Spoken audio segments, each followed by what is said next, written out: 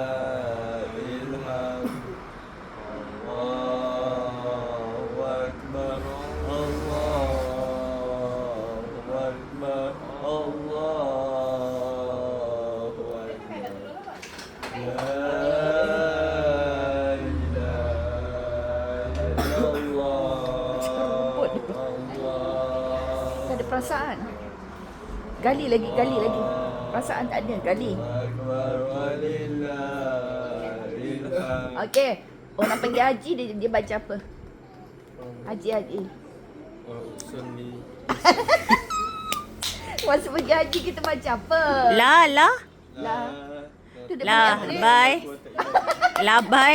Labbaik Allahumma labbaik. Labbaik kala Syari. laka labbaik. Innal hamda wa ni'mata Laka wal. laka wal mulk. La hawla La syarika. la syarika la. Kalau baik. Labbaik Allah. Tak dengar ke? Okey, dah bahasa Melayu cepat.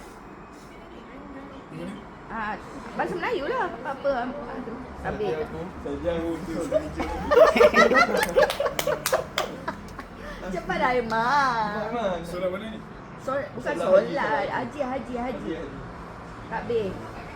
Okey, takbir dia panggil apa? Tak haji. Tarbiyah. Tarbiyah. Tarbiyah. Okey, cepat. Cepatlah. Aiman tahu je baca. Tak biar dengan tu kan. Nanti dia gelak kan. Jangan bagi duduk raya. Cepat. Janganlah gelak. Jangan gelak kan. Ha. Apa? Tu takbir. Tu takbir. Takbir. Biar rukuk sekali.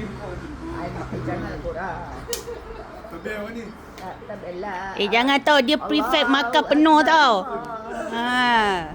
Allahu Akbar. Labbaik Allahumma labbaik. Labbaik la syarika lak labbaik. Cepat. Okey, abang pula. Abang. Senang je. Labbaik Allah dia ajar. Adik ajar. Tapi labbaik Allah cepat. Dia yang dia macam kurban ni.